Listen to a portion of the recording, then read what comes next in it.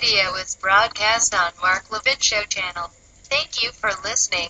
Please subscribe to the channel. He's here. He's here. Now, broadcasting from the underground command post, deep in the bowels of a hidden bunker, somewhere under the brick and steel of a nondescript building, we've once again made contact with our leader, Mark Levin. Hello, everybody. Mark Levin here. Our number, 877-381-3811, 877-381-3811. Mr. Producer, are you sure about the time polls close in Virginia? You checked 3 sites and they told you 7 p.m.? So if it's 8 p.m. and not 7 p.m., it's your head, not mine, right? I don't want to screw up the election in Virginia. All right. Virginians, you have 53 minutes to get to the polls. Now, some of you might say, what's the big deal? It's a state election. Well, it's a big deal. It affects your Second Amendment rights. It affects the business environment in the state, your sales taxes, your state income taxes. It affects even property taxes in many ways. It affects your transportation system. It affects whether the teachers' union will control your educational system. I have never understood. Well, I understand it. I've always rejected this idea. In this state, in Virginia, in the state I was born in, Pennsylvania, and I'm sure most of the states in this country, public schools are closed Mondays and Tuesdays, the Tuesday of Election Day and the day before. And this is because the National Education Association and the American Federation for Teachers, the 2 big teacher unions, who go 99% for Democrats and liberal Democrats, they demand in their contracts that the teachers get these days off. They call them work days, but they're not work days. In-house work days or whatever. Many of these teachers are manning the polls at the precincts. It's an army of 2 million. And these clowns on these school boards, they vote for this, even in Republican areas. It is a big push, has been a big push for decades by the National Education Association in particular. So why do that? Why do you close school the Monday before Election Day in many districts and close it on Election Day? Well, people vote in the school. So what? So what? Anyway, there's a big election in New Jersey, too. These elections matter, who you elect for governor. And we have a very good lineup in Virginia, I'll tell you, nation. All of America. Gillespie is not as conservative as I am, but he's not the Democrat, who's a kook. He's a fraud. He's a flake. And so when it comes to things like schools and transportation and taxes, and I favor them all lower, by the way, you got to make a choice. And Gillespie, I think, would be an excellent governor. There's a woman by the name of Jill Volpe. She's running for lieutenant governor. Solid as a rock. There's a gentleman who has the perfect name, John Adams. He's running for attorney general of Virginia. Solid as a rock. So I endorse all 3 of them. And I want to encourage you, those of you who are listening to me in your cars, driving in your cars, we're heard all over the Commonwealth of Virginia. It's raining. It's cold. I know. I got it. That makes your vote even more important because a lot of people are not going to vote. So it's absolutely crucial you do your duty and you vote. And you vote. You know, one of the things that Democrats want to do in this state, as in other states, they want to expand Medicaid. Well, that will bankrupt the state. It'll bankrupt the state. They want to drive up income taxes. They want to drive up sales taxes. I live in a state that used to be a dark red state. It's now a blue state. It's not even purple anymore. It's a blue state. We elect 2 idiots to the United States Senate. We elect Hillary's bagman governor. How bad is that? Does it get any worse than that? Well, yes, it could be California. But you get the point. There was an ad here I was telling you about. I was watching it several weeks ago. This guy who's running for, I wish I remembered his name. He's running for state delegate. And he's running commercials saying his opponent opposes controlling the sale of bazookas and hand grenades and flamethrowers Well, you can't buy bazookas, hand grenades, and flamethrowers. But this guy's hoping to drive out the Democrat base because so much of the base is made up of morons, malcontents, miscreants who buy into this stuff. They buy into this stuff.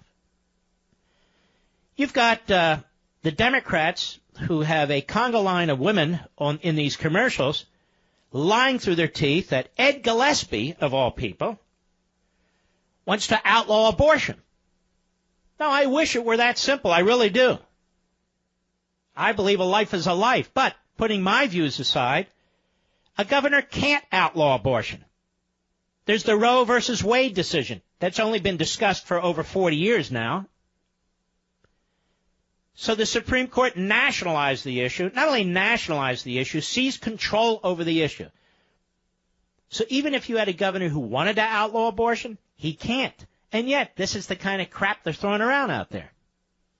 The Democrats, whether it's Virginia, whether it's New Jersey, anywhere in the country, all these races, off your elections, on your elections, do not want to have a debate on the issues. They do not want to debate policy. They do not want to debate philosophy. They do not want to debate the issues that matter to the average person. They don't want to get into that. They run lies and they run platitudes. Hey, you want free education? Yes. Hey, you want free health care? Yes.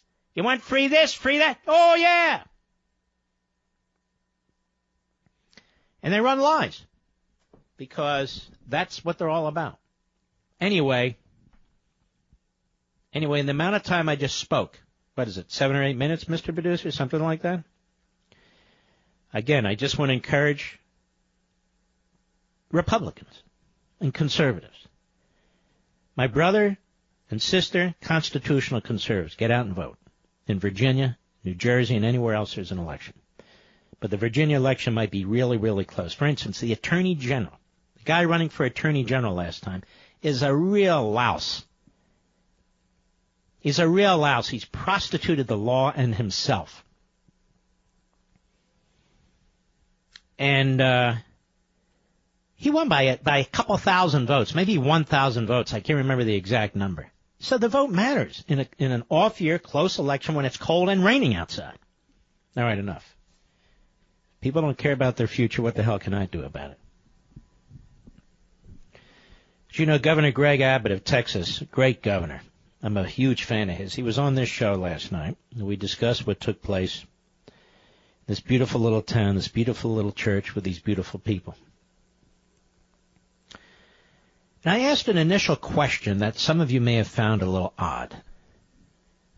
It was this. Cut 18, go. Authorities aren't telling us what took place in that church, but it must have been absolutely horrific. I'm not asking you to tell me something that you're not allowed to tell me, but do you know what took place in that church? Well, we do, and I think the public knows what happened, and that is that a person who was completely deranged went in there and unloaded an AR and killed a whole bunch of people. And it was a small church, and it was completely devastating. And it's been a big challenge for this very small community of less than 500 people. But in going there and hugging them and meeting with them and talking to them, I got to tell you, these are people of strong resilience. And in typical Texas fashion, these people are coming together, uniting as a community, and they're going to work their way through this. Now, the reason I asked him that question is because I was kind of reading between the lines of one of the local law enforcement gentlemen there who said he wasn't going to get into details of what took place in that church. He wasn't going to get into details. And that told me these people were assassinated one at a time, as I mentioned. And unfortunately, horrifically, that's exactly what took place. This is from the Washington Examiner. I know I'm supposed to talk about Donna Brazile. I don't care about Donna Brazile. She's a left-wing moron. She's always been a left-wing moron. I believe she's dishonest. She leaked questions to Hillary Clinton during the debate. Now she's trashing Hillary Clinton. Why do we have to get involved in the Democrats' Peyton Place? Who gives a crap? From the Washington Examiner, Survivors of Texas church massacres say gunmen shot babies at point-blank range. A husband and wife who survived Sunday shooting at a church in Sutherland Springs, Texas, said the gunman moved from aisle to aisle, shooting parishioners inside the church, and shot babies who were crying at point-blank range. Joaquin Ramirez and Roseanne Salas described the shooting at the First Baptist Church in an interview with San Antonio's KSAT. The couple survived by pretending they were dead, though Salas was shot in her left shoulder and Ramirez was wounded by shrapnel. The couple told the radio station they heard what sounded like firecrackers popping and said someone told the parishioners to take cover. Everyone began screaming and yelling, Salas said, and crawling to find places to hide. The suspected gunman, 26-year-old Devin Patrick Kelly, was shooting hard, she said. Salas said she could see fellow parishioners who were shot, and there was a moment when the gunfire stopped. She said she thought the police had responded to the shooting, but the gunman had instead entered the church and began shooting from inside. Ramirez said the shooter moved into the church's center aisle and then began shooting aisle by aisle, looking for more victims and opening fire on babies who cried or made noise. I was praying to God to save me because I could see death, Ramirez said. 26 people were killed, really 27, and 20 were injured in the shooting. Victims range in the age from 18 months to 77 years old. Really hard to stomach. Here's how CBSDFW.com/AP reported it. The gunman who killed 26 people at a small-town Texas church went aisle to aisle, looking for victims and shot crying babies at point-blank range, a couple who survived said.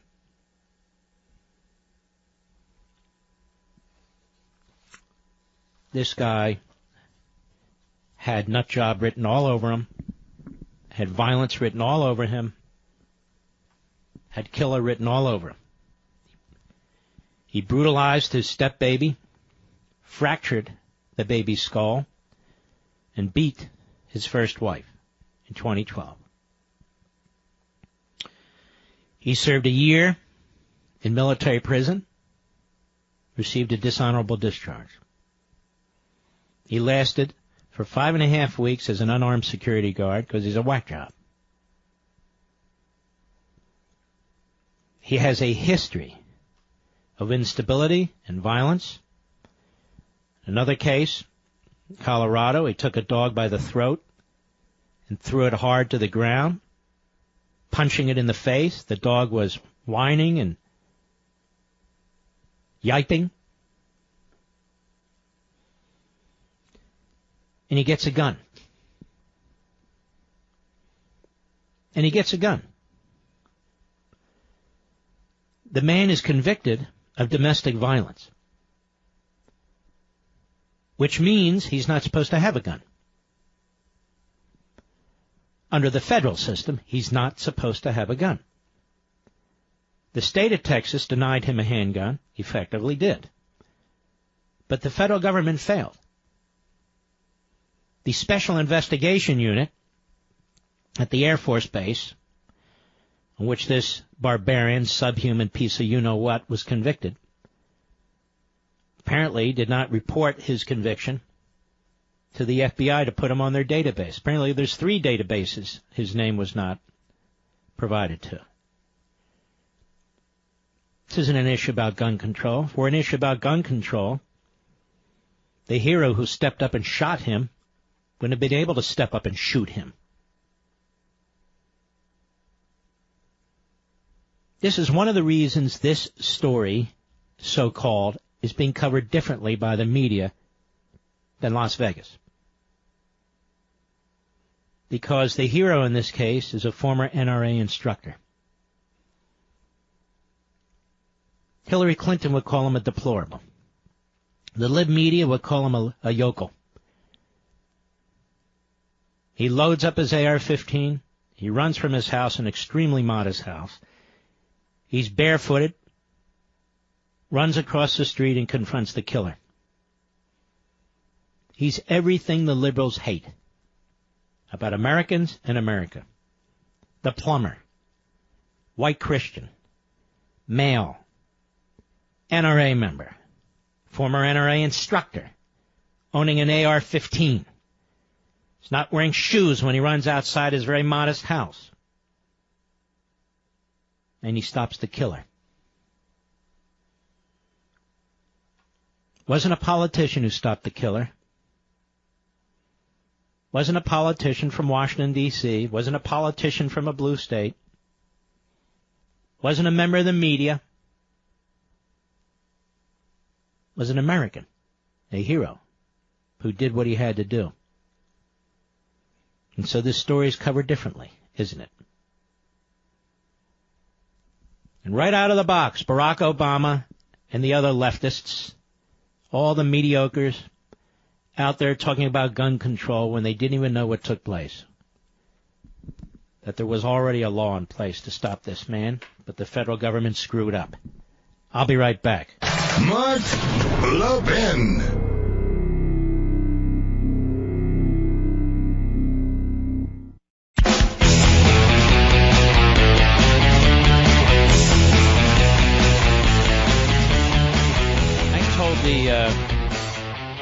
The crew, the staff at Levin TV today, I said, any of you who has legitimate a concealed carry license, I expect you to carry your weapon into work. I expect you to carry a weapon. I don't mean wave it around, put it on your desk. I expect it to be holstered, but I expect you to bring your weapon to work. I would strongly encourage religious institutions across this country, particularly religious institutions where some of these mass murders seem to be taking place. You should have individuals among your congregants who have concealed carry permits. In some states, you don't have to even conceal them, carry permits, to bring their weapons. To bring their weapon. Not to flash them around and so forth. If you have a concealed carry, or I should say a carry permit, you know how to handle yourself. You've been through training. I strongly believe this. I strongly believe it. I believe it because I believe in being humane and compassionate. That's why. I'll be right back.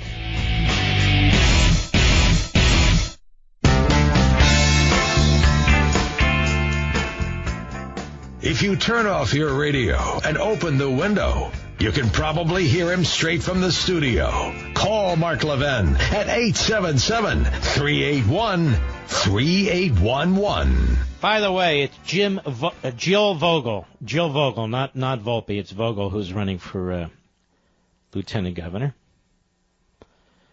Look, I don't want to have a debate all night about gun control. Didn't we do this the other day? I'll take a few calls on this, but we're going to move along because the gun control headbangers, there's no stopping them. Mike, Clifton, New Jersey, the great WABC. Go. Yeah, Mark? Mike, are you Mike? Yes, I am. Can you lower your radio, please? I am. I'm sorry. All right, let's go. Just one small comment, Mark. Are you against banning anything that's like a rifle assault type of weapon? Like, for instance, I know that grenades are banned, bazookas. Why not anything that shoots more than one bullet at a time? If you're a hunter, you like your gun. If you want to get something that shoots more than one bullet at a time, you got to get a special federal license from the Treasury Department. Do you even understand what a semi-automatic weapon is? Oh, shoots more than one at a time. No, it doesn't. You got to pull the trigger each time a bullet comes out. Yeah, Did you know that? I just wanted to say that comment because I'm pro guns, but you're not listening to me. Have you ever fired a semi-automatic weapon? No, I have not. Okay. A machine gun, you keep your finger. Listen to me, I'm educating you, okay? So you really can understand this a little better. If you pull your finger on a trigger and the bullets just keep coming kind of automatically, that's an automatic weapon, and that requires a special federal license and an extensive process that you go through with the Treasury Department. All the other weapons are called semi-automatic weapons. They're not assault rifles. They're not assault weapons because the vast majority of people, the overwhelming majority of people who own them aren't assaulting anyone. You have to press the trigger each time for a bullet to come out. Do you understand? Yes. Okay. So I'm telling you this and the nation this because there's a lot of propaganda from reporters who don't know weapons or who don't care. Same with left-wing New England-type politicians. But there are many men and women who don't live in Boston or Providence, Rhode Island, or any major city in the Northeast or in California or Washington State and Portland and so forth. They may live in Wyoming or Montana or Alaska. They may live in Colorado or Texas, states that have significant gun ownership, or Pennsylvania. And the people there understand this. If you want to get an automatic weapon, it is a arduous process, and the federal government has to specifically issue a license to you. None of the mass murders that have occurred have resulted from automatic weapons. None of them. Semi-automatic. Semi-automatic weapons is you pull the trigger and the bullet comes out. You pull the trigger and the bullet comes out. The faster you pull the trigger, the faster the bullet comes out. Okay? Well, I'm a gun owner myself. I have what do you own? A handgun. I have what do you have? A Ruger, a 38 Ruger, which I've had for 30 years. Okay. And when That's your decision. That's what you want. No, but I just think that they have to put a stop on certain, No, they don't have to put a stop on certain, The man who shot the killer in Texas had an AR-15. Do you know what most AR-15s are used for, sir? Deer hunting. And because they look like a military weapon, because that's the way they're blinged out, people like Dianne Feinstein and others lie about them. That's why they say we need to outlaw military-style weapons. If you wanted to buy, Mike, a military-style weapon today, you cannot buy one legally, again, unless you go through the Treasury Department if you want an automatic weapon. You perhaps can buy one on the black market. Sometimes they're shipped into here illegally by the Chinese and the Russians and so forth. They're not manufactured in the United States for the civilian population. That's why they call it a military-style weapon. You notice they'll never say a military weapon. You see the difference? Yeah, everything is in the wording, Everything is in the wording. But the wording is the reality, because what's happening now is we're dealing with tons of propaganda. And in the case of the mass murder in Texas, the Special Investigation Unit at the Air Base in New Mexico did not enter his conviction into the database. There's nothing that would have stopped him. Nothing. And yet if they had followed the federal registration law, maybe he would have been stopped. But I suspect not, because if you're as evil as this man, maybe you burn the church down and lock the door. Maybe you blow it up. Maybe you take a truck and the parishioners are out on the front of the church and you drive over 25 of them. We just saw that done in New York. So, I mean, the fact is people want solutions. People say, fix that, fix that, fix that. And the politicians are more than happy to say, give me your liberty, give me your liberty. Change the Constitution. Give me more power, and I'll fix it.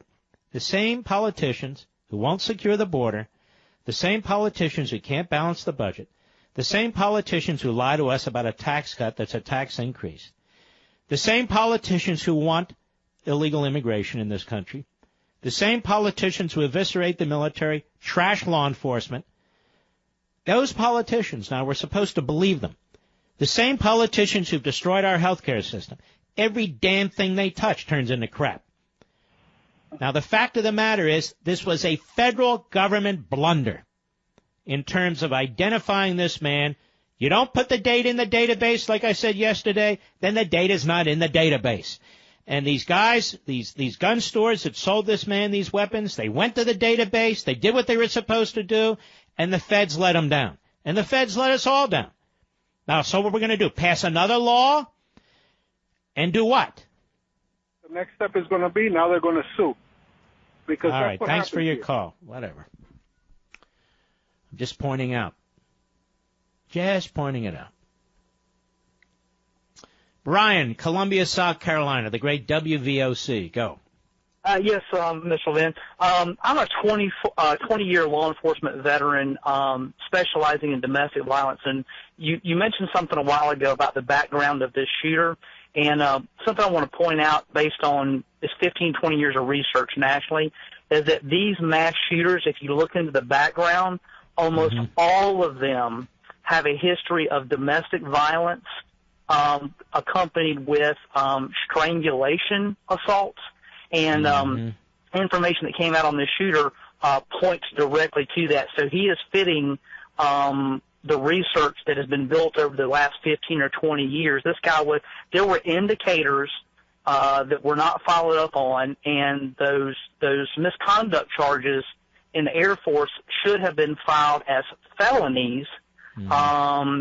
Taking away the dishonorable discharge. Well, it's the equivalent of a felony, and if it had been no, they were supposed to report it, as are all the service branches, to the FBI to put it on the NCIS, on the national database. It's treated as a felony, and he's not permitted to purchase a weapon. They failed to do it. That's what happened. But these background and these histories point. I call them a warning shot. They point out. Domestic violence. You're right. If you're going to beat up your wife or beat up your kids, the likelihood is you're a very violent person who's going to hurt other people. You might find this interesting too, is that 80% of offenders that get into a lethal force incident where they shoot a police officer or an officer has to use lethal force, 80% of those individuals have a domestic violence history as well. So if you're willing to harm your intimate partner, you're willing to harm anybody. Yeah, you're right. Makes sense. Thank you, officer. We appreciate it. Retired officer there. Angus King is an independent from Maine, which means he's a left-wing kook who pretends to be independent, because they like that in Maine. The left-wing kooks in Maine like to pretend they're independent. Independent from what? Independent from common sense, of course. So they bring this clown on with another clown. Who says the circus is dead? It's right there on MSLSD. And who's the ringmaster? The Morning Schmo and, of course, the lovely Mrs. Schmo. And the Morning Schmo even has the red nose for the gig. And I want you to listen to Angus King and his great knowledge about weapons. Cut 4, go. We can continue to refine and improve the background check. All right, let's stop right there. We can continue to refine and improve the background check. Once again, ladies and gentlemen, you can't refine it and improve it if the information's not provided. Government to government. Right? Air Force to FBI. So this guy's a clown. Right off the bat, he's a moron. How would you refine and improve the background check? Does he even own a weapon? Maybe he does. He sounds like an idiot. Go ahead.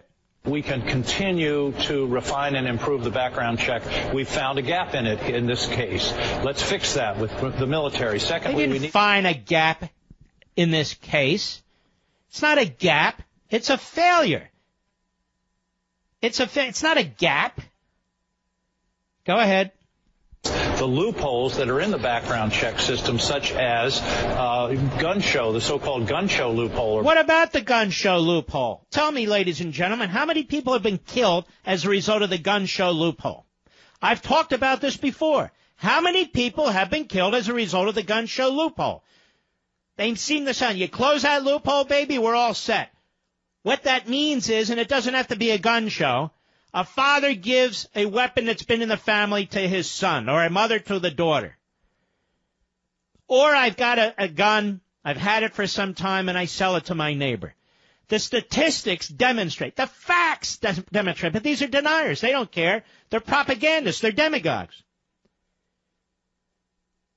Less than 1% of all murders in this country, it's a fraction of a fraction, result from handguns acquired that way. Period. And the vast majority of handgun deaths are suicide. We've talked about the vast majority. The gun show loophole will solve nothing.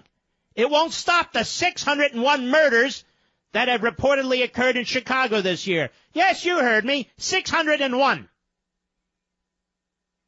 It wouldn't have stopped this mass murder in this church in Texas. It wouldn't have stopped the guy on the 32nd floor of the hotel in Las Vegas. These guys have no solutions. They have no fixes, but they want you to think they do. They pretend. They pretend. And the media types out there promote it too. They promote it too. They talk about magazine sizes. This nut job, this barbarian, this subhuman went into that church with 15 magazines. 15.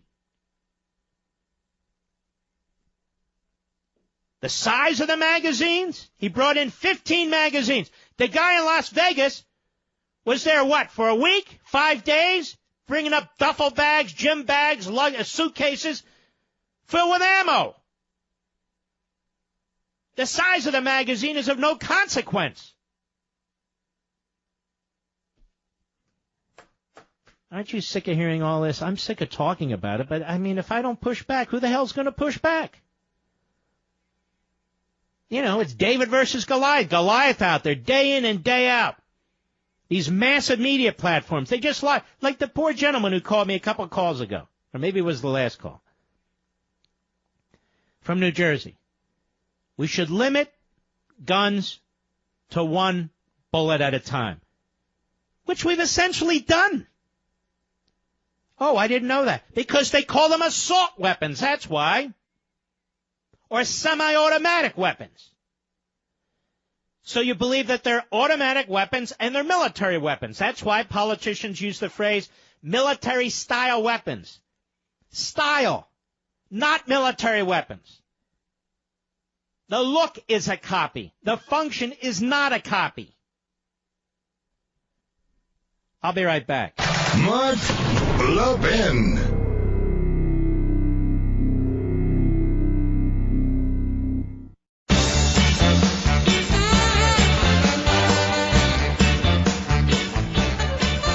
These God-fearing Christians were in church. They were already praying. Thoughts and prayers didn't stop a troubled person from buying assault-grade weapons that took the lives of 26 people. Thoughts and prayers are not going to stop the next mass shooting. Every time lawmakers have sent their thoughts, they've sent their prayers, they've sent their condolences. So what's been done? Not a lot. We see a pattern in elected officials saying we need to send our thoughts and prayers to the families, to the victims, but then not proposing any action.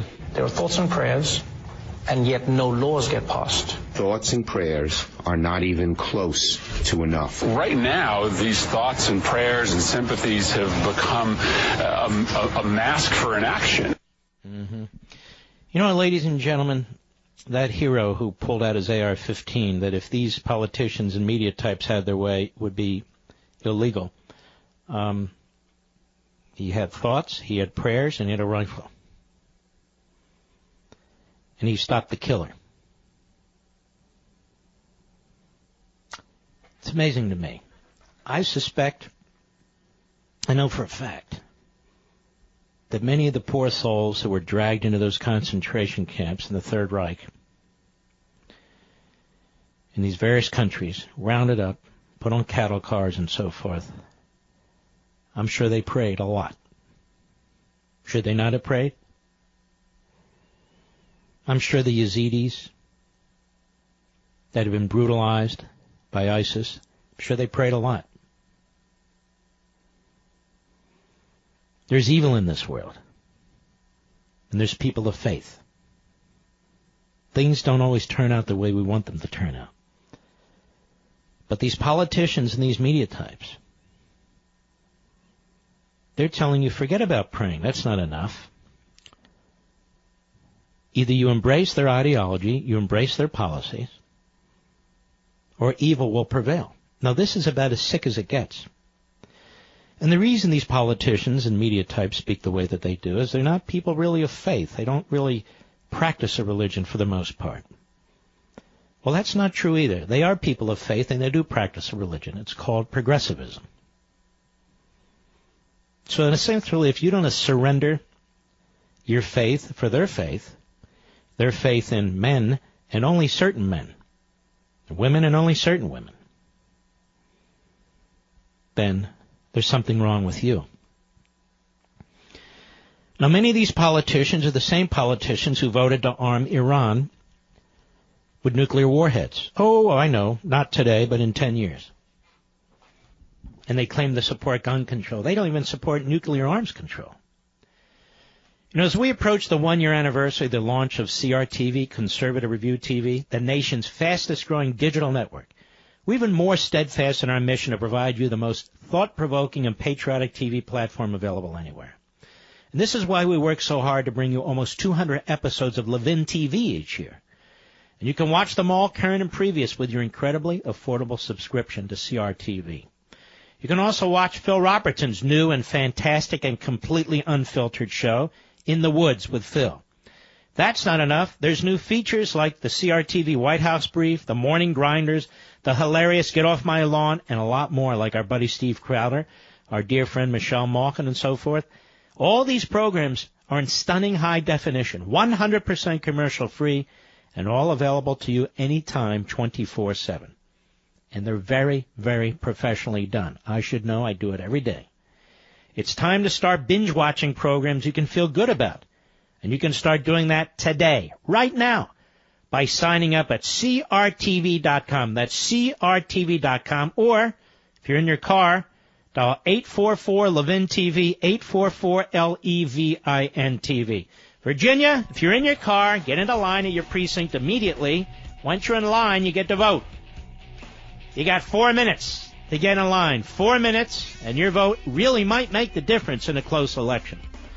We'll be keeping an eye on New Jersey. We'll be keeping an eye on Virginia and other places throughout the course of the evening as information comes in, as I know the nation, all of you are interested. And we've got much, much more. I'll be right back.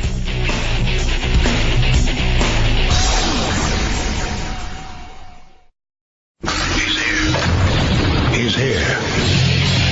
Now, broadcasting from the underground command post, deep in the bowels of a hidden bunker, somewhere under the brick and steel of a nondescript building, we've once again made contact with our leader, Mark Levin. Hello, everybody. Mark Levin here. Our number, 877-381-3811, 877-381-3811. The president is on a crucially important foreign trip that's taking in the Philippines, Japan, South Korea, Vietnam, and China, countries in the Pacific, countries that encircle North Korea.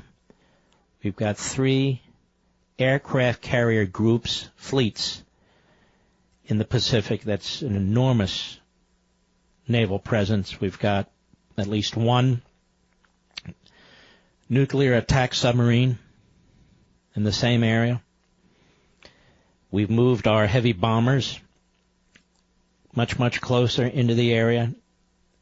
We've moved more bombers into Guam. I think we've also moved more bombers into Japan.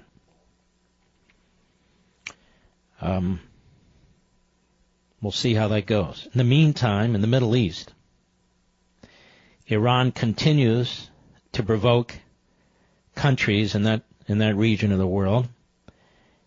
I am certainly no special pleader for the inbreds who run Saudi Arabia, but at least for now, they're in alliance with most of the other Arab Gulf states.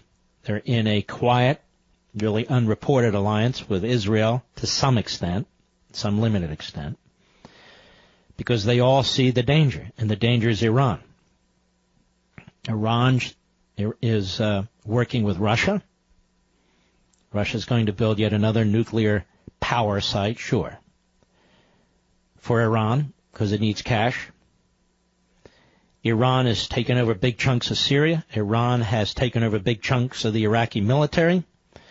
Iran has overthrown the government in Yemen with its terrorist militia appendages. Iran's Hezbollah is destroying what's left of Lebanon. So Iran is on the move. And all these gun control Democrats, who are absolutely nonsensical and incoherent, voted for in Congress the Iran deal. The Iran deal which ensures that Iran will have nuclear warheads within 10 years. And, of course, it excluded ICBMs, intercontinental ballistic missiles. All these phony gun control types apparently have no problem with nuclear proliferation because they voted for nuclear proliferation in the hands of one of the most vile, dangerous regimes on the face of the earth. That's why when I hear these fools, like little Dick Durbin, like this clown Murphy from Connecticut, like the idiot Gillibrand from New York, and all of them, go on and on about gun control. When will we stop this? How will we fix it? Well, on the other hand, they voted to arm Iran with nuclear weapons. I don't care how they spin it. I don't care how they pretend otherwise. I don't care how they defend it. The facts are the facts. Now, President Trump is in Seoul, South Korea, trying to deal with North Korea, and I hope China, and this nitwit from NBC News thinks she's got him. She's got it. She's going to ask him a question, you see, a real gotcha question. And she's so proud of herself. She's got this Cheshire cat smile, and she sits down. I got him. I got him. She didn't get him. She got it instead. Cut one, go. You've talked about wanting to put extreme vetting on people trying to come into the United States, but I wonder if you would consider extreme vetting for people trying to buy a gun. So let's stop right there. So we need extreme vetting for Americans trying to buy a gun. Not just vetting, extreme vetting, but people coming into the country who we don't know from dangerous places all over the world. She opposes extreme vetting. Let's be honest. What does the president say? Go ahead. And what? Buy a gun. Well, you know, you're bringing up a situation that probably shouldn't be discussed too much right now. We could let a little time go by, but it's okay if you feel that that's an appropriate question, even though we're the heart of South Korea. I will certainly answer your question. If you did what you're suggesting, there would have been no difference 3 days ago, and you might not have had that very brave person who happened to have a gun or a rifle in his truck go out and shoot him and hit him and neutralize him. And I can only say this, if he didn't have a gun, instead of having 26 dead, he would have had hundreds more dead. So that's the way I feel about it. And are you not going to help? And are you considering any kind of gun control policy going when you forward? Look at So stop. She didn't even hear what he said. And she obviously doesn't even comprehend what took place, that the information on this barbarian, this subhuman, wasn't placed into the FBI database, the National Federal Database. It doesn't matter to her. She's going to keep plowing ahead because she's an idiot. Go ahead. Gun laws in our nation is Chicago. Mm-hmm. And Chicago is a disaster. It's a total disaster. Just remember, if this man didn't have a gun or a rifle, you'd be talking about a much worse situation in the great state of Texas. Thank you. And he had an AR-15, which is the real target, the focus of the left, for reasons I don't understand. Maybe it's because millions of Americans, or at least hundreds of thousands, own an AR-15. Nothing particularly special about it. But look, if you're a nitwit, you don't really understand weapons, you don't shoot them, or maybe you shot them once, or whatever, you don't take the time to learn about it. Look, this is a cause célèbre for these people. It's like worshiping idols. Gun control is like worshiping idols. And progressivism is the religion. That's all. It's that simple. That's what we're fighting against. They pretend to have more knowledge. They have no knowledge. They pretend to use facts. They never use facts. They're liars. Or just nitwits. They claim we're the deniers, when in fact, they're the flat earthers, not us. They are. And so I'm done with this. I don't want to take any more calls on it today. There's a very big story, ladies and gentlemen, a very big story at Fox News. Catherine Herridge, who I'm a big fan of, Pamela Brown, Sid Upson, don't know him or her, but it doesn't matter. I want you to listen to this. the co-founder of Fusion GPS, the firm behind the unverified Trump dossier, listen, met with a Russian lawyer, this is breaking, met with a Russian lawyer before and after a key meeting she had last year with Donald Trump Jr., Fox News has learned. Okay, let's think about that first sentence. So the co-founder of this Fusion GPS, which was set up, or which was used first by the Free Beacon, but later by the Hillary campaign, the DNC, and their front man, this Mark Elias, to do dirty work, that firm behind the Trump dossier, when the Democrats funded it, that's when the Trump dossier was produced, met with a Russian lawyer before and after a key meeting she had last year with Trump's son.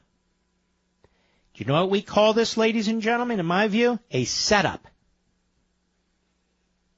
It soars, smells, and sounds like a setup by this Fusion GPS, at this time funded by the Democrats and the Hillary campaign. The contact shed new light, this is big, on how closely tied the firm was to Russian interests at a time when it was financing research to discredit then-candidate Donald Trump. How closely tied Fusion GPS was to Russian interests at a time when it was financing research to discredit then-candidate Donald Trump. You know, I've been telling you for months that the real scenario here is that the Russians wanted Hillary Clinton. They wanted Hillary Clinton. And why wouldn't they? They got 20% of America's uranium via Hillary Clinton. She's a pushover. She's a joke. Why in the hell would they want her defeated for President of the United States? They would want her elevated. Maybe they get 30% of America's uranium. What the hell? We don't know. Congressional Republicans have since questioned whether that politically financed research contributed to the FBI's investigation of Russian collusion with the Trump campaign. I don't think there's any question about it at this point.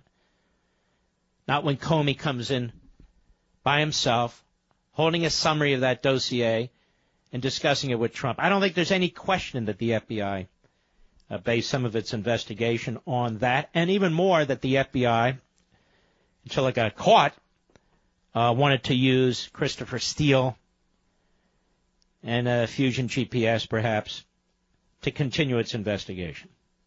I think the senior level of the FBI wanted to defeat Trump and wanted Hillary Clinton to be president of the United States. And the deputy FBI director, who's still there, McCabe, his wife, a big-time Democrat, supported with over $500,000 through the Democrat governor of Virginia's campaign organizations. That would be McAuliffe. I mean, I don't know how you can miss this. The June 2016 Trump Tower meeting involved Donald Trump Jr. and Russian lawyer Natalia, whatever her name is. Excuse me. It occurred during a critical period. At that time, Fox News has learned that bank records show Fusion GPS was paid by a law firm for work on behalf of a Kremlin-linked oligarch. Listen!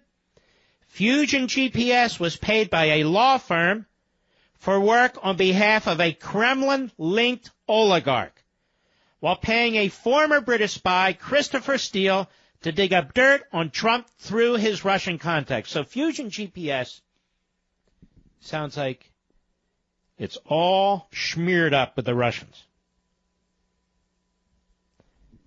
Simpson's presence with the Russian lawyer.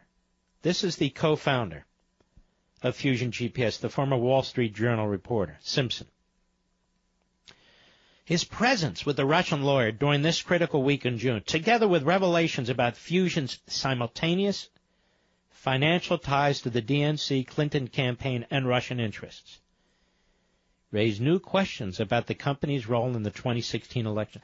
Tell me, are any of these quote-unquote bipartisan Democrats interested in digging into this? How about Mark Warner? For those of you outside of Virginia who may not be familiar with him, he's the guy with Tourette's. Well, Mr. Bipartisan Mark Warner want to get to the bottom of this? How about Adam Schiff? Adam Schiff. You think Adam Schiff on the House Intelligence Committee will want to get to the bottom of this? Do you think the bipartisan media over there at CNN, the Constipated News Network, you think they want to get to the bottom of this? Wolf Blitzer? Brian Stelter? And Don Lemon? And whomever? How about the conga line of left-wing kooks over there at MSLSD? Starting with the Morning Schmo and Mrs. Schmo. Think they want to get to the bottom of this? I think not.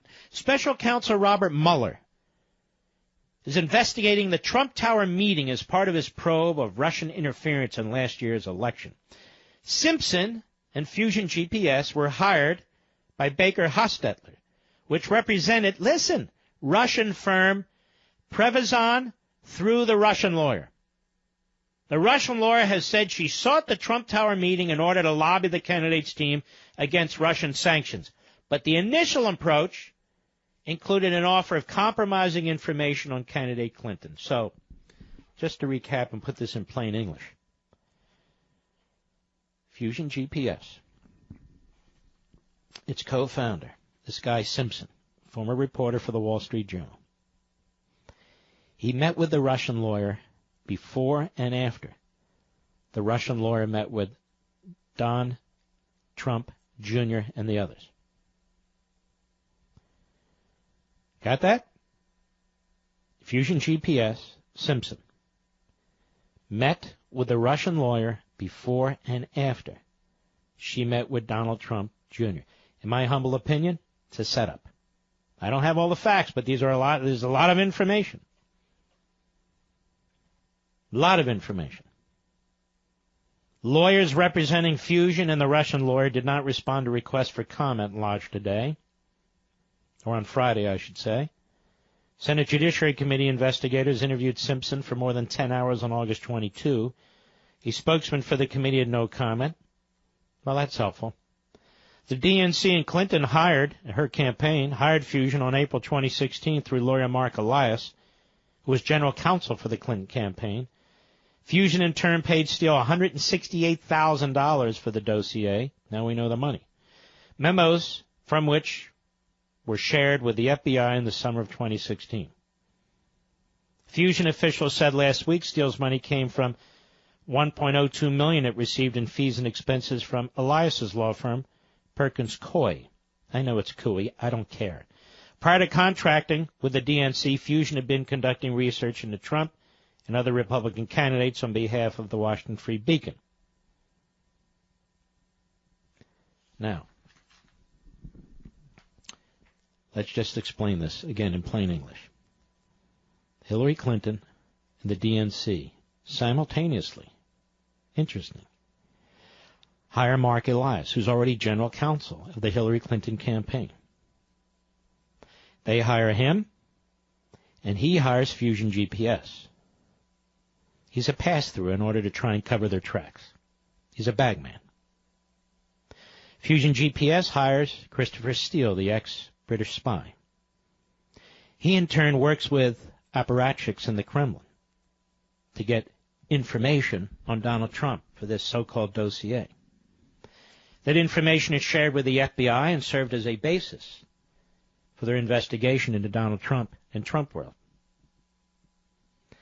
And now we're learning that Fusion GPS, that Mr. Simpson, according to this report, knew the lawyer who Donald Trump Jr. met with, and met with that lawyer before and after Donald Trump Jr. and Manafort and others met with the Russian lawyer. That smells like a setup to me. I'll be right back. Mark Levin.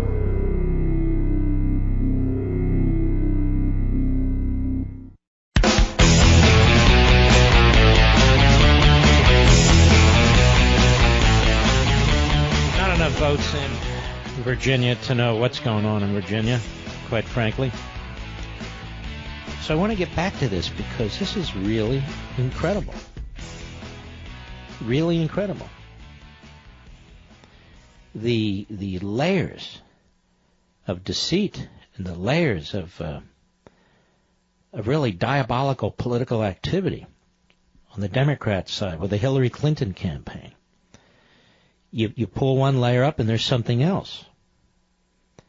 So why would Mr. Simpson of Fusion GPS be meeting with the Russian lawyer, the woman, who met with Donald Trump Jr. and Jared Kushner and Paul Manafort? You remember that so-called infamous meeting where nothing actually happened, but they were supposed to get dirt on Hillary, according to the Russian lawyer.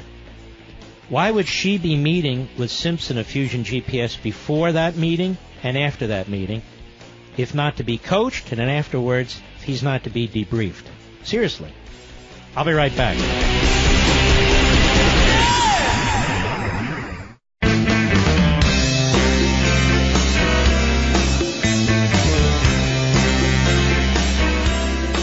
Mark Levin speaking to the 4 out of 5 Americans who are literate at 877-381-3811. In the Commonwealth of Virginia, what's going on here is the urbanization of Northern Virginia, plus the really enormous influx in terms of immigration, both from out of the country and in the country. Now, what do I mean by that? People fleeing blue states, coming into Virginia, fleeing Maryland and D.C. into Northern Virginia, and voting Democrat. So they leave these areas because they want lower taxes, so forth and so on, and they come into these areas and they vote for more taxes. It's an ideology, progressivism. It's a religion. And also the individuals who are imported into this state, and they have children and so forth, and over time, many of them become citizens, and the vast majority vote Democrat. About 20 years ago, I lived in the biggest county in the state. It's an enormous county. It's over 1 million people. It's Fairfax County, Virginia. And the state was marginally Republican. I mean, the county was marginally Republican. The county now is Democrat. I live in a county now, Loudoun County. It's the fastest growing county in the state and perhaps the country. It is marginally Democrat, but now and then votes Republican.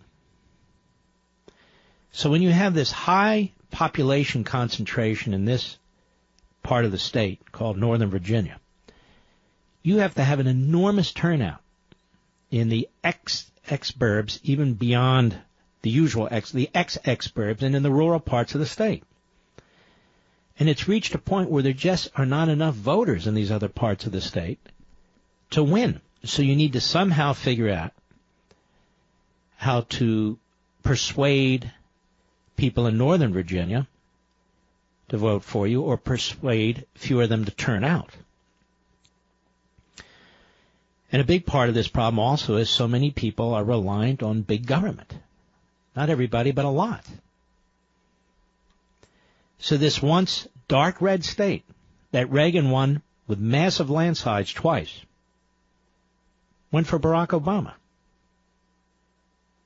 Elected Terry McAuliffe governor. Elected Tim Kaine senator. Elected Mark Warner senator. This sort of thing is happening all over the country. Not exactly, but enough. When George W. Bush said the other day he might be the last Republican president, slapping at Trump and so forth, if he is the last so-called Republican president, it's due to people like him, who have tolerated open borders and then supported open borders and then support amnesty, and then they pretend that people from all over the world are going to vote Republican. Actually, most of them will vote Democrat, because the Democrats appeal to people who are not assimilated into our culture, into our Constitution, into our Declaration, into our mindset, which is why the Democrats support tribalization. They support balkanization, rich against poor, old against young, you name it. They race bait, they religion bait, they do all these things. And in this race in Virginia, I'm just telling you the entire country, they went back to their formula, and their formula is race baiting. And their formula is scare tactics. They cannot tell the truth. It's visceral, but it's also in their DNA, but even more, it's in their political calculation. They're not going to tell you what they have planned for a state or for a country, because many people would reject it, even Democrats. Not activist Democrats, not radical Democrats, old school, more mainstream Democrats would reject it. So they try and conceal it. And their challenge always is how to appeal to their kook left-wing base while at the same time not losing their blue-collar Democrats. And so they lie. That's what they do. Let's see here. We have the votes coming in. Oh, boy. 16% of the precincts fully reporting the Democrat, 50.1%. His name's Ralph Northam. Ed Gillespie, 48.8%. I don't know where these votes are coming from right now. Ah, yes. See, here's Loudoun County, Virginia. This is where I live. One of the wealthiest counties in the country, one of the fastest growing counties in the country. And so far, about 28,000 people voted for the Democrat, and a little over 19,000 people voted for Gillespie. So what's that tell you? What's that tell you? I don't know how this is going to end up. And the Democrat is lousy, just like McAuliffe, lousy. Kane, Warner. These are like third-tier politicians, rotten, lousy politicians. But the goo-goo gaga crowd is with us now. What do I mean by that? People who go into the voting booth and they vote Democrat. Goo-goo gaga, goo-goo gaga. Where's the Democrat? Yeah, I want the Democrat ballot. Democrat. I want freebies, free education. I want freebies. I want free this, free that. Now, Fox is reporting with 19% of the votes in. Gillespie is 50%. And Northam, the Democrat, 49%. So when I said in the last hour, the first hour of this program, that people in Virginia, if you listen to me, you needed to vote, you really needed to vote. No question about that. Thanksgiving is 2 weeks away. Man, do I love Thanksgiving. I love Thanksgiving. I told you before. I go to New Jersey, my in-laws, my wife, and they all like to cook. It's an amazing thing. It's a wonderful thing for somebody, A, who doesn't like to cook, B, who doesn't know how to cook. But C, likes to eat, especially turkey. It's even better than that. Most of them like dark meat. Can you believe that? I like the white meat. So there's more turkey, white meat for me, because they're mostly eating the dark meat. Pretty interesting, isn't it? And so they're cooking away and cooking away. I'll tell you what's amazing. There's only 2 burners in this house.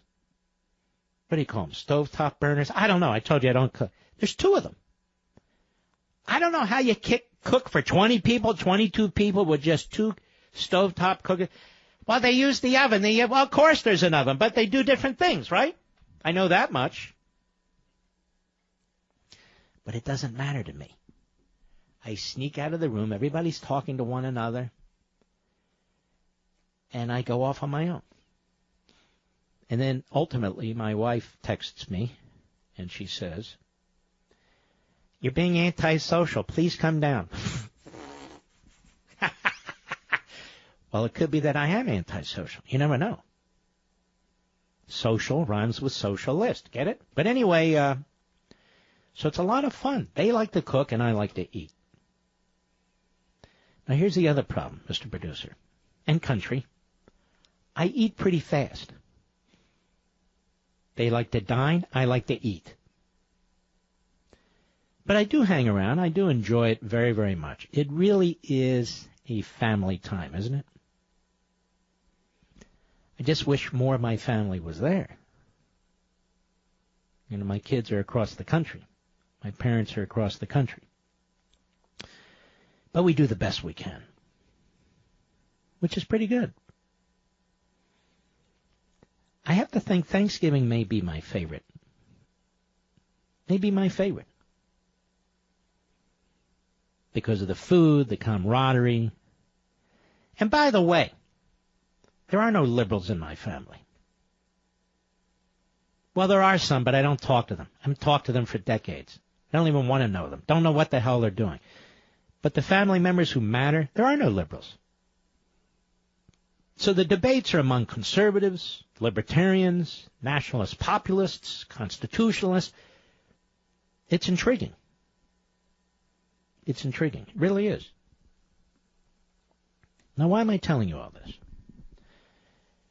Because Thanksgiving is 2 weeks away. Are you worried everyone will notice those bags under your eyes? Droopy eyelids that just keep getting worse? Introducing the brand new Genicel Eye Lift for tighter, brighter, and younger-looking eyes. Here's Mary from Fort Collins, Colorado. I don't believe everything I hear. So I tried this eye lift on my right eye. The next day at work, everybody said my right eye looked better. I couldn't believe it. So, ladies and gentlemen, Chamonix's best sale of the year just got better. Until Thanksgiving, order Genicel treatment for bags and puffiness and get the brand new Genicel eyelid lift absolutely free. And for results in 12 hours. The Genicel Immediate Effects is also free. Call 800-SKIN-604. 800-SKIN-604 or go to Genicel.com. Plus, call in the next 20 minutes and you'll also get the Esotique RF Collagen Builder and the Deep Firming Serum absolutely free with your order. 800-SKIN-604, that's 4 bestsellers. Absolutely free with your order while supplies last, so you need to hurry.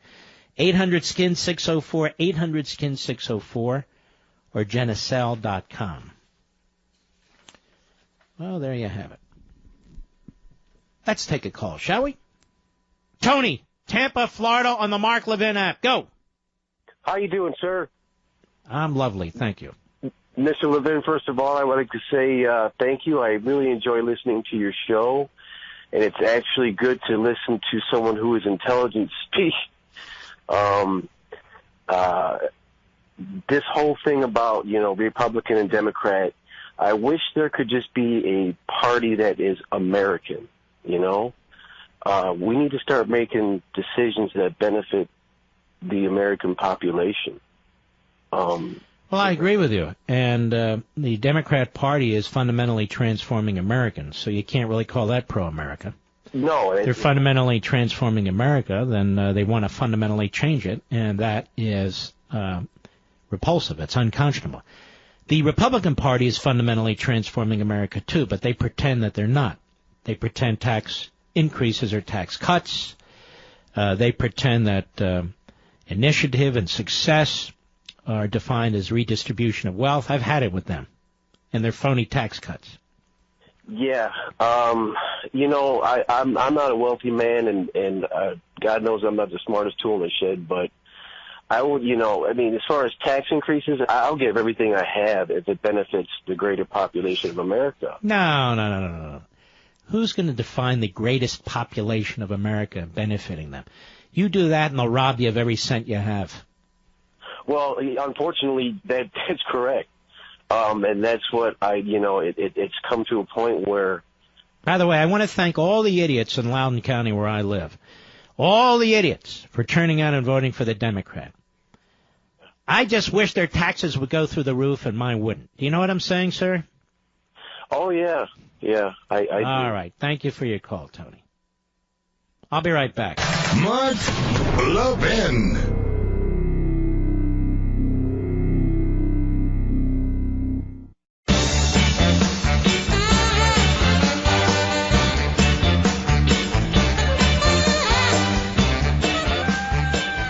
30% of the votes in Virginia. Gillespie, 49.6%. Ralph Northam, the Democrat, 49.3%. Here's the problem. So far, time will tell. This Fairfax County is only, what is it, Mr. Producer? Let's see. I'm taking a look. It's got 5 of 244 precincts reporting, and of course, Northam has over 58% of the vote there. Now, that's a big population center, so we'll have to see what happens. My dumbass county, excuse my French, the Democrat has 45,000 and Gillespie has 30,000. Where should I move, Mr. Producer? Where should I move? Should I move to Florida? I mean, what should I do? Scandinavia. You out of your mind? I don't know, but this, I can't stomach this stuff. Just can't, I don't like being surrounded by fools. You know, friends, it's hard to believe that 2017 is almost over. Time doesn't stand still, so don't waste another minute. Join AMAC right now. AMAC is the Association of Mature American Citizens. It is the leading conservative voice for Americans age 50 and up, and they are resolved to continue their mission to restore America's moral compass, to make America a better place for our children, and to save America from the left. As an AMAC member, you'll also gain access to a variety of exclusive benefits and discounts that'll help you save a lot of money, from car insurance and Medicare plans to discounts on hotels and car rentals and more. AMAC is the organization to join. A voice for conservatives in Washington, exceptional benefits. You gotta love this organization. Join AMAC now at www.amac.us. That's www.amac.us. Or call AMAC. They have a toll-free number, 888-262-2006. That's 888-262-2006. The Association of Mature American Citizens, the benefits are great, but the cause is even greater. You can join AMAC today. All right, let's take some calls, shall we? Yes, we shall. Let us go to Wallace, Clayton, Georgia. How are you, sir? I'm doing real good, sir. Appreciate everything you do. And you're welcome to come on down here anytime, and we'll take you in, pretend you ain't Yankee or nothing. Hold on now. Do you got really good, barbecue? I'm telling you, we do. That's where I go, baby. Well, hold on now. What's the great food in your community? Anything Southern that's cooked with bacon. There you go. All right, I'm there. All right, go right ahead. Thank you. All right, sir. On this investigation with the Russians, I wouldn't be at all surprised if Bill Clinton himself was not the one who did all those awful things with them ladies of the evening that they accused Trump of. I bet you're right. That's what those people do. And every time Hillary Clinton or Bill Clinton or Barack Obama or any of them accuse folks on the other side of something, they already done it themselves. And it drives me crazy that, I'm no city slicker, I'm no lawyer, but I can see through that every time. And the fact that the politicians don't do it and jump on it and say, oh, let's go look it up, and it'll take them about 5 minutes to find out that the Clintons and the Obamas and the rest of them have already done it, and now they're projecting it onto their Republicans and their opponents and accusing them of the same things that they've already done, and they got to be laughing all the way to the bank. In this case, the Clinton Foundation, as they accuse others of the sins and the evils that they have committed themselves. It makes me crazy, sir. Well, you're certainly right when it comes to the morality, the prostitutes and all. Bill Clinton's probably saying there, what's the problem? All right, my brother, I appreciate your call. I'm looking at the county breakouts, and it's very much as predicted in Virginia. I'm thinking the whole country. I'm thinking all of you are interested in this. A lot of the distant rural areas, their numbers haven't come in yet. I just hope there's enough people in those areas to make a difference. The northern Virginia counties, and Northern Virginia seems to expand in terms of which counties they take over. The blue spread just keeps spreading and spreading. I don't know how this is going to turn out. We'll know more in the next hour. I'll be right back.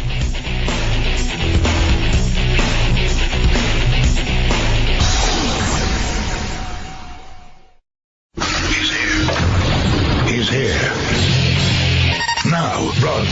from the underground command post, deep in the bowels of a hidden bunker, somewhere under the brick and steel of a nondescript building, we've once again made contact with our leader, Mark Levin. Hello, everybody. Mark Levin here. Our number, 877-381-3811, 877-381-3811. Let me update you. The race in New Jersey, the polls have closed. Is that not correct, Mr. Producer? 9 p.m.? We're going to double-check that. We'll be off the air by the time those polls close, more than likely. I want to make sure I'm right before I start talking about it. But in Virginia, with 48% of the precincts fully reporting, the Democrat Northam has a 50.7% lead over Ed Gillespie, the Republican, with 48.2%. So the turnout apparently in Northern Virginia was significantly more than it was in 2013 when the Democrat McAuliffe won. All right, so New Jersey has closed. Phil Murphy, the Democrat, has announced the winner. Imagine running as a Republican there. You know, I know Christie won, but Christie is really despised in New Jersey now, and I understand it. But some of these states, for the most part, are one-party states. So that's where we are. When we know more, I will let you know. In the meantime, you know what, I've got all these news articles here. Aren't you sick of the news? I don't want to do them right now. I'm going to take calls. That's what I'm going to do. Get ready, Mr. Call Screener. Ben, Quincy, Illinois, the great WTAD. This is Caller Hour America. This is your hour fully. Let's put it that way. Go right ahead. Hey, Mark, it's great to talk to you. I was listening to you earlier talking about how people are fleeing from Maryland and D.C. and moving into Northern Virginia. And you notice it's happening all over the country, that people are fleeing from blue states, going to red states. And then destroying the red states. I'm sorry? And then many of them are destroying the red states. Exactly. Well, they moved there because they want lower taxes and less regulations. They bring their ideas with them, and they're garbage ideas. And it seems like people aren't moving from red states to blue states. People are leaving blue states in droves because their policies are terrible. Well, both types of people are leaving blue states. People who are conservative and people who are leftists. But the leftists don't learn their lesson. They come into these red states and they continue their voting patterns. And also, we have another problem here in Northern Virginia with developers. Developers here will do anything for a nickel. So you have really an area called Tyson's Corner, which is completely urbanized now. And there are others, too. It has nothing to do with race. It has to do with concentrated populations, and they tend to vote Democrat. And you've got it there. You've got it in other areas, Reston, Virginia, which is becoming urbanized, too. And, again, by urbanized, I mean population-wise. And they vote more and more Democrat. And that's what's happening. And these developers, many of whom are Republicans, just don't give a damn. They just don't give a damn. So they build these expensive condominiums, so you get, wealthy liberals coming out of the cities and so forth. Then they build these dirt poor apartment houses, buildings. So you have other people coming into these communities. Again, the point is you have Democrats moving into these communities. Yeah. All right, sir. Ben, I appreciate your call all the way in Illinois. Let's go to Tony in Luray, Virginia. You've heard of the Luray Caverns. They're wonderful, wonderful. On the Mark Levin app. How are you? I'm pissed, Mark. I know, I am too. What do you want? This county that I live in used to be Republican. Now it's so screwed up, it's not even funny. Yes, exactly. Back when, 20 years ago, it had cows in probably where you're living at. Yeah. Yeah, well, so, I don't know what to do. I could make a comment, but I'm not going to. What is it? Yeah. I don't know what to do. There are only so many of us, and I was born and raised in Prince William County, and Prince William County used to be a Republican county, and I'm looking at it tonight, with 87% of the vote in, it's overwhelmingly for the Democrat Northam. And they used to say, look at Prince William County. I'm telling the whole country this. Look at Loudoun County. If they edge Republican, the Republicans have a chance. They almost never go Republican anymore. Nevermore. No, not since Ronald Reagan. What county are you in? Stafford? I am in Page County, where beautiful Lee Ray Caverns is. Just too small. Just not enough people to make a difference, I'm afraid. There are not. So what am I supposed to do? Where am I supposed to live? Because I can't defeat these people. You can move into the cavern, you know. Unfortunately, I can't. I'm not a mechanic, and I can't make enough money to support my family, so I have to travel down to Prince William County to work. Well, you know what, Tony? You know what a lot of people are doing? Believe it or not, they're moving to West Virginia. West Virginia's turned into a red state. Well, yeah. Well, that's cool. I like some of Joe Manchin's things. Nah, screw him. But isn't it interesting how so many of us are now looking for areas of liberty? It's sad, isn't it? It is. It is. It's terrible. Yeah. All right, Tony. God bless you, my friend. Let's continue, shall we? David, Phoenix, Arizona, Sirius Satellite, go. Thank you for taking my call, Mark. Yes. Wanted to draw on your expertise all the way back to the Nixon time period. Talking about Paul Manafort for a second. Isn't the whole case going to get thrown out based on the fruit of the poisonous tree principle? Well, that's what his defense counsel is claiming, but tell me the argument that the fruit of the poisonous tree, the search of his house, of his condominium, rather? No, I'd go all the way back to the FISA warrant. The information to get the FISA warrant was based on bad information. That got them the wiretaps. But that wouldn't be fruit of the poisonous tree. That wasn't illegal because you had a federal judge that sanctioned it and issued the warrant. So the fruit of the poisonous tree wouldn't apply. Then the wiretaps that got them the information for the no-knock, so... But the judge didn't cut them off. So, no, there won't... I mean, we'll see what they do, but I think it's a very, very difficult, if not impossible, argument to make based on the FISA warrant. Yeah. Oh, well. And we still don't know exactly what information the judge had to issue that warrant. Probably never will know, will we? Well, but the judge can't create the fruit of the poisonous tree. It would be the law enforcement that would create it by gathering information unconstitutionally, quote unquote. All right, David, thank you for your call, my friend. It reminds me of law school days. Kelly, Waterford, Michigan, on the Mark Levin app. Go right ahead. Hi, Mark. Hi. Thank you so much for all you do for all your Levinites, because we would be so lost without you. So you don't think I should retire next year? I can understand why you would want to, but oh my God, we would be so lost without you. No, I've got a lifetime deal here. I couldn't leave if I wanted to, and I don't want to, by the way. Please do not. But I can understand why you would. So there's something I want to ask because I'm confused. Yes. I don't understand why Mueller won't investigate what is blatant and obvious corruption going on. Is he part of a different investigative team? I know that he was head of the FBI, and then Comey took over, and he became head of the FBI. And let's step back and look at this. Mueller can't investigate the issue regarding the transfer of uranium to the Russians because he knew about all that when the transfer took place. And to me, he has a lot of answering to do. So he won't investigate that. That's number one. Number two, I seriously doubt he'll investigate Comey because they're buddies. And if he is going to investigate Comey because they're buddies, he should actually recuse himself on his own as an ethical matter. And he doesn't need the Deputy Attorney General, who's the acting Attorney General in this case, to tell him to do so. That's number two. Number three, I think that they have been all right.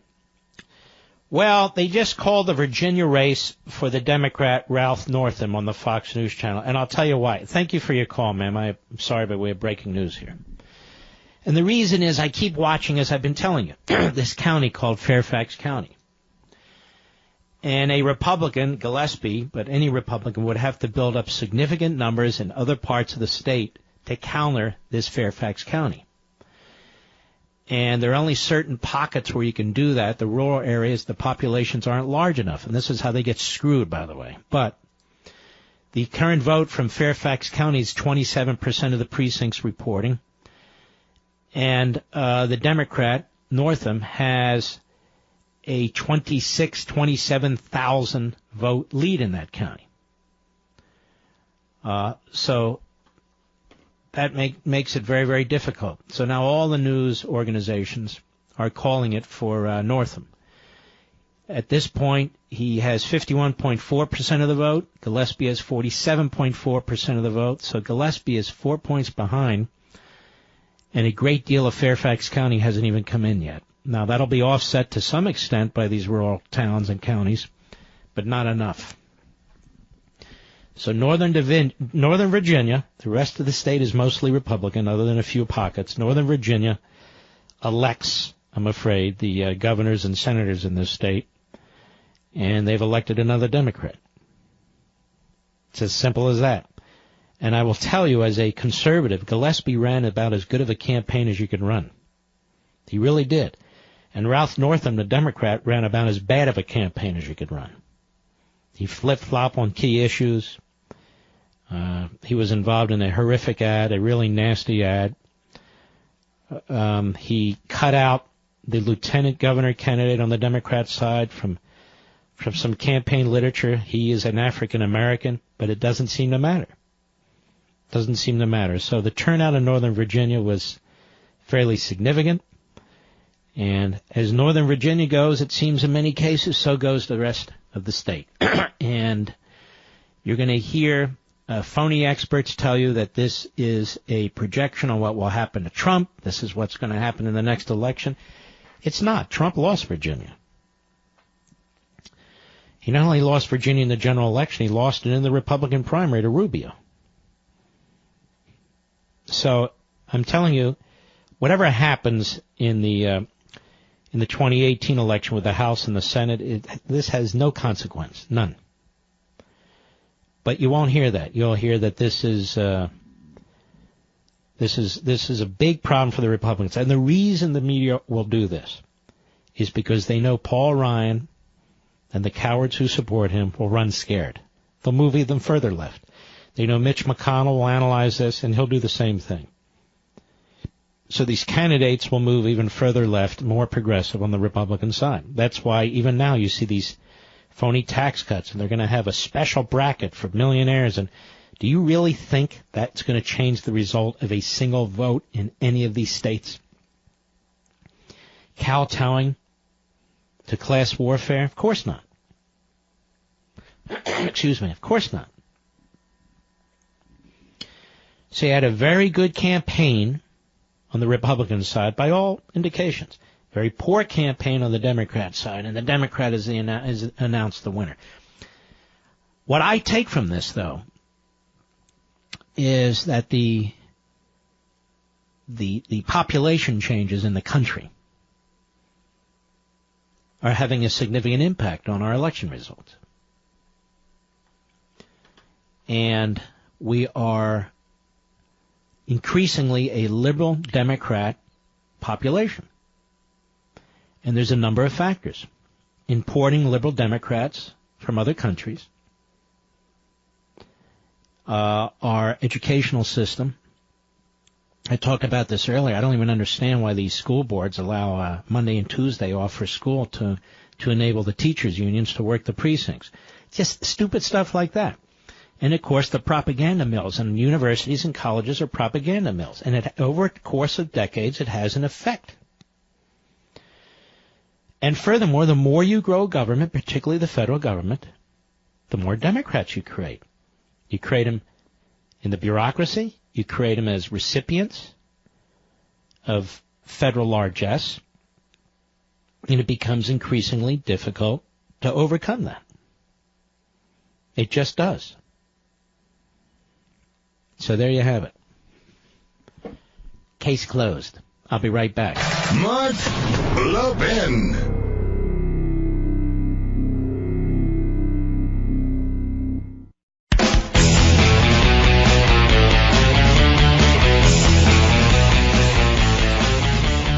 I'm getting anecdotal information about strong turnouts in Northern Virginia, not so strong in certain other parts of Virginia. I have no idea if they're accurate. People pouring their stuff into me, into my knowledge base here, so I have to be very careful about what I use and sort through these things. But this is one of the reasons when we have this president, whether you think he's going to win a re-election, run for re-election, get blown out on re-election, or whatever it is, if we do not secure this border and get this immigration issue under control, I can assure you Republicans will never win again. Oh, they'll win some seats. But you look at Colorado. People say, oh, well, immigration, what are you, a xenophobe? I'm not a xenophobe. The Democrats used Colorado many years ago as an experiment on how to take over a red state. Colorado was a bright red western state. I remember one of the great senators when I was much younger who I admired enormously was a fellow by the name of Bill Armstrong. As conservative as they got. A evangelical Christian. And he won handily. He won handily at the time. Now they have a liberal Democrat and a liberal Republican and a liberal Democrat governor. And they've turned the state in most presidential elections now blue. I remember when Virginia was absolutely red. There was no problem. It's now blue. It's not purple. It's blue. And I can say this for other states. We're running out of states. I remember when California was reliably a red state, believe it or not. It produced Ronald Reagan, and it gave him all its electoral college votes and 2 massive landslides. Do you know George H.W. Bush won California? Did you know that, Mr. Producer? And then that's it. There's a common denominator here. There's a common denominator. The nation's becoming more and more balkanized and tribalized, if you will. You just hear the nasty race baiting, particularly on the left by the Democrats. It is a nasty business, just as it was in this election in Virginia. It's a nasty business when Obama used it and Holder used it. And they're not the only ones. They're not the only ones. And they fire up racial hatred and racial tension. You want to enforce immigration laws. Virginians just elected a governor, not all of us, but enough, who supported sanctuary cities. Now he flipped against them, but he'll flip back from. Literally supporting sanctuary cities. In other words, literally supporting violating federal law. And they run on this stuff. They run on this stuff. Got our work cut out for us if we want to remain free, I can tell you that. We absolutely do. All right, ladies and gentlemen, I shall return.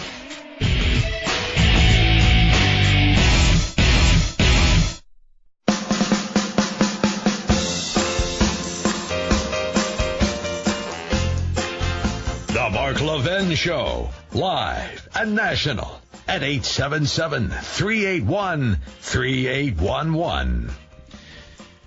Now, I want to remind you of something. We've got to put things in context. Virginia's not a red state where the blue candidates, the Democrats, upset the red state candidates. That's not what happened. This guy Northam was expected to win, even though a lot of Republicans had high hopes for Gillespie, given how close he came in his last election for the United States Senate. But look across the country. You know, after Obama won twice, a lot of people didn't think a Republican could win again. Donald Trump won. Of all people, Donald Trump won. As important as the state of Virginia is, I live here, as Virginia goes, so does not go the nation. You've got 32 Republican governors in this country. I think that's the number, 31 or 32. I think it's 32. You have 32 or 33 Republican majority state legislatures. You have a Republican House and a Republican Senate and a Republican president. It's not going to last forever. It never does. But now's the time to act. Now's the time to do things that that secure the republic, that secure the civil society, that expand liberty, that expand private property rights, that break up the left's monopoly when it comes to education and these other areas where they have absolutely taken control. Monopoly control. But they won't do it, the Republicans. They simply won't do it. The time to strike on Convention of States, Article 5, is absolutely right now. We're not a majority, but an overwhelming majority of the state legislatures are controlled by Republicans. They won't do it.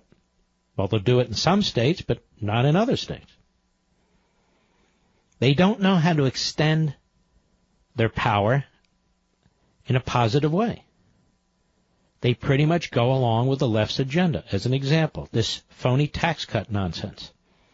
They're not pushing a fair tax. They're not pushing a flat tax. They're not reforming the Internal Revenue Code in any significant way for tens of millions of you. They're creating a massive new top bracket that even Obama couldn't accomplish. They're going to hurt a lot of people when they're capping real estate tax and state income tax deductions. They're going to hurt a lot of people when they're capping mortgage interest rate deductions. They're going to hurt a lot of people when they're flirting with, in fact, they may eliminate student loan interest deductions or any of these things. Or any of these things. They even talk like liberals. When you heard Paul Ryan on Sunday shows about class warfare, the rich are this, the rich are that, I'm shaking my head saying, man, how low you have fallen. How low you have fallen. And the answer, ladies and gentlemen, isn't some new political ideology either. When we won 2 massive electoral landslides, both in the popular vote and the electoral college vote,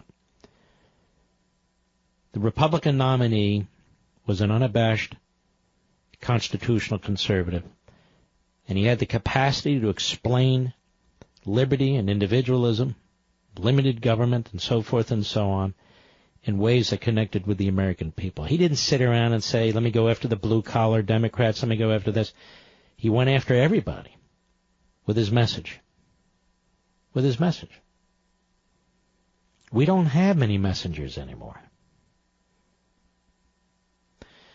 One of the reasons that I have so strongly backed Trump against this Russian collusion nonsense, the impeachment nonsense, the Article 25, the Amendment 25 nonsense, is because I believe in our republic, and I believe the left is seeking a death blow against it.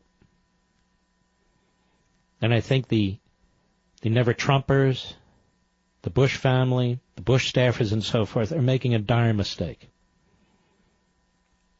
They're not looking down the road. The enemy isn't Trump. The enemy is the enemy. The hardcore left that has so successfully eviscerated so much that's great about America and continues to devour it. Trump is an imperfect vessel, but most vessels are imperfect. Most people are imperfect. And yet he's the most conservative president since Ronald Reagan. I don't agree with everything he wants to do, but so what? So what? And it just amazes me to hear that George H.W. Bush voted for Hillary Clinton. And George W. Bush didn't vote for president. I find that appalling. Absolutely appalling. These establishment Republicans will talk about Big Tent all the time. Big Tent.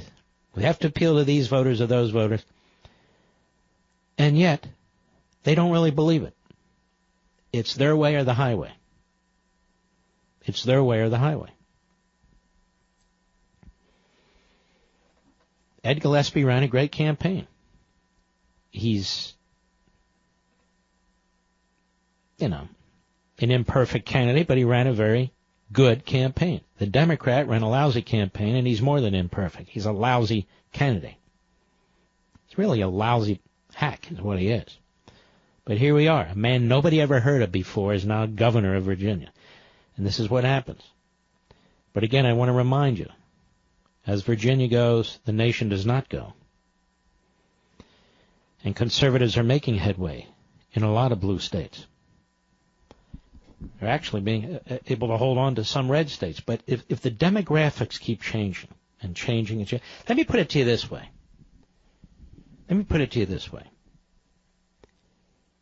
If the people coming into this country and their children becoming citizens were voting Republican overwhelmingly, do you think the Democrats would want open borders? Do you think the Democrats would want amnesty? Do you think the Democrats would want anything? They'd be the ones building the wall on the southern border, wouldn't they? Absolutely.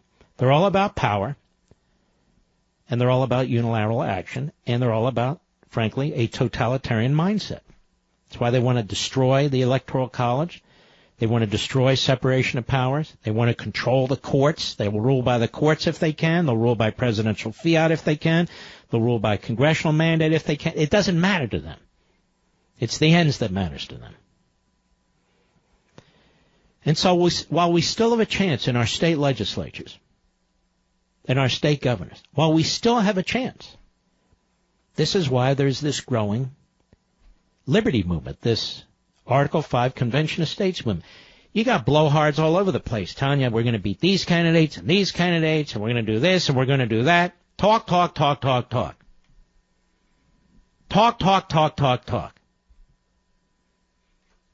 There needs to be a method. There needs to be a model that you can advance that has the effective ability to restore this republic. Electing more Republicans to the Senate and the House, while it's better than electing more Democrats, sometimes is not going to do it. It's not going to cut it. It's simply not going to cut it. If you are truly an activist, or if you are truly concerned about the direction of this country, you ought to read the Liberty Amendments. You should read the book. I don't want you to buy it. Go to a library and read it. That's the most important. I don't say this to pat myself on the back. It doesn't matter. I'm not going to sell any more of that book. I am telling you. That's the most important book to reinstate the American Revolution. I'm not talking about armed conflict. The American Revolution, it's the most important book that does that. And yet it's opposed by inside the Beltway so-called conservative think tanks. And not just inside the Beltway. I don't like losing to these people, ladies and gentlemen. I don't like losing liberty every day. Every day. I don't like working every day and then being told that I'm earning too much and somebody else has a right to my money. Do you? You and your family have a right to what you earn. I don't care if you're a mechanic, a plumber, electrician, a billionaire, a millionaire, or whatever. It doesn't matter to me.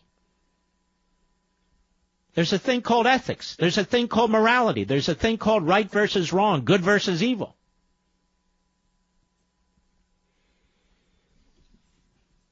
I know when I get behind this microphone, I know when I write these books, the vast majority of people in this country don't hear me and they don't read. But enough of you do hear me and do read that I believe we can continue to spark an interest in restoring this republic. You need to remember that during the American Revolution, I've talked about this for 15 years, only about a third of the people supported the revolution. That's it. Another third actively opposed it, and another third was, just kind of out of it. You actually had pro-British militia forces in South Carolina, in parts of Georgia, in parts of North Carolina, who fought for the British. Why? Because they said, we don't care what the hell went up in Boston. That's their Tea Party. We're selling cotton, and we're selling a hell of a lot of it to the Brits, and this is disrupting our lives. That took place. It absolutely did.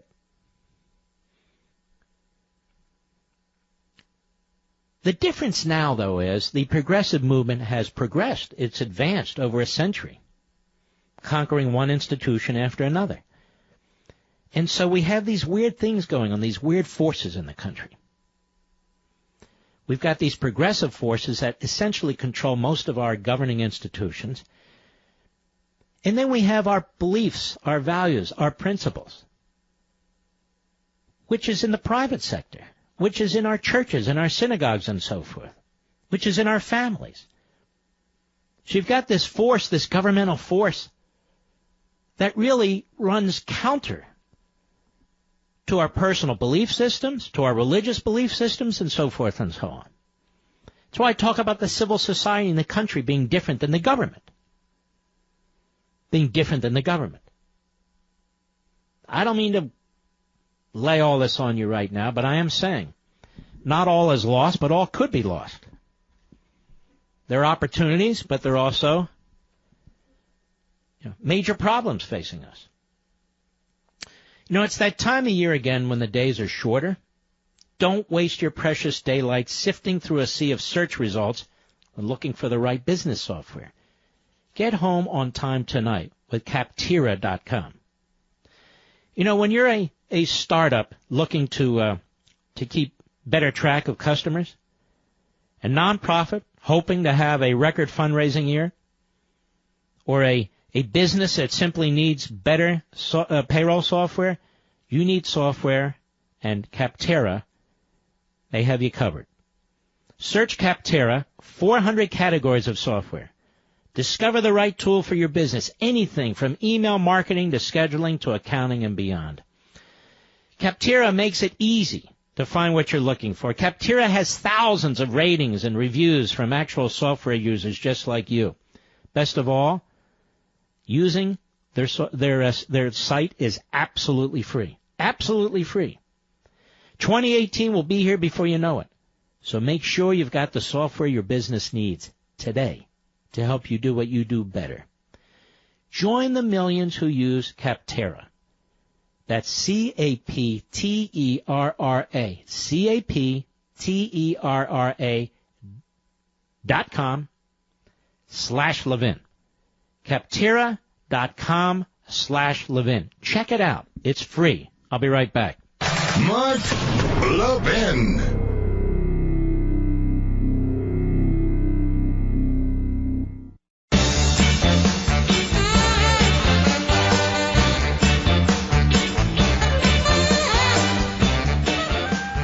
Business travel is a game of wins and losses. Having a short wait to get through security, that's a win.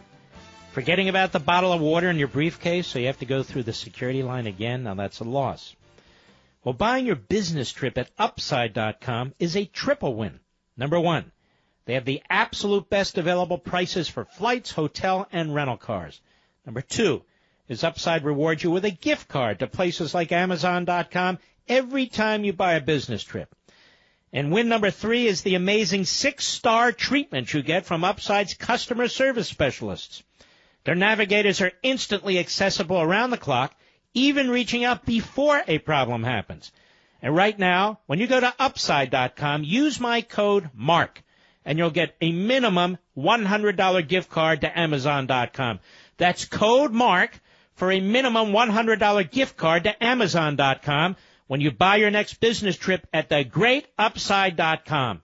Upside.com, you deserve a better business trip. Minimum purchase required. See the site for complete details. Again, Upside.com, code MARK. If you've never tried it, I really want you to try it. We have John Kerry in Secret Recordings, and I do believe the Obama administration was the most anti-Semitic administration in modern American history, certainly since the State of Israel was founded. Obama leading the charge. I sincerely believe this. John Kerry in Secret Recordings. Palestinians have done an extraordinary job of remaining committed to nonviolence. Cut 13, go. And the Palestinians have done an extraordinary job of remaining committed to nonviolence. And in fact, when the Intifada took place, they delivered nonviolence in the West Bank. This is overlooked by the general population because it's not a topic of discussion. Why? Because the majority of the cabinet currently in the current Israeli government has publicly declared they are not ever for a Palestinian state. So there you have it, the idiot. The idiot. The Palestinians, ladies and gentlemen, they're for nonviolence. Oh, forget about the the random terrorist attacks on the Jews, or just Israelis, on the Druze, Druze, on the Druze. D-R-U-Z, I believe. Then we have John Kerry in secret recordings again about the Israeli leadership. He hates Netanyahu. Cut 14, go. If you see 40,000 kids marching up to the wall every day with signs saying, give us our rights, I mean, I don't think Palestine is going to be immune forever to civil rights movements that have swept other nations in the world. And somehow Israel is ignoring this today. That's not leadership. Unbelievable. Druze, D-R-U-Z-E, by the way. Yes. There he is. Trash-mouthing again. Tiny little parliamentary democracy in the Middle East. You see all the horrific regimes, all the monarchies. The Palestinian regimes are terrorist regimes led by cruel, brutal leaders, including Abbas, who was a terrorist. He helped fund the Munich attacks on the Israelis there. But just listen to this fool. Cut 15, go. If you don't have leaders who want to make peace, if the equation doesn't change, I'll be amazed if in the next 10 years we don't see some young leader come along who says we've tried nonviolence for the last 30 years and look, it hasn't gotten us anything. Isn't it great how John Kerry gives ideas to the Palestinians to up the violence? Incredible. Has he never heard of Hamas, by the way? Has he ever heard of Hamas? Maybe not. Cut 16, go. Key here, it seems to me, Bushi, and you know this because you ran against it, you've talked about it, you've organized to have an alternative. You've got to have a willingness to make peace. If there is a willingness to make peace, Olmert, Barak, Rabin, historically, Perez, people indicated how you do it. And here he's talking to Herzog, who's a big leftist. So there you have it. Israel never had a chance with Obama and Kerry. They never had a chance. And meanwhile, Obama and Kerry have armed the Iranians, so there we go. Well, ladies and gentlemen, we salute our armed forces, police officers, firefighters, and emergency personnel. I'm glad you spent time with me the last 3 hours. I'll be back tomorrow. Check out Levin TV tonight. Keep your chin up, ladies and gentlemen. I'll see you then.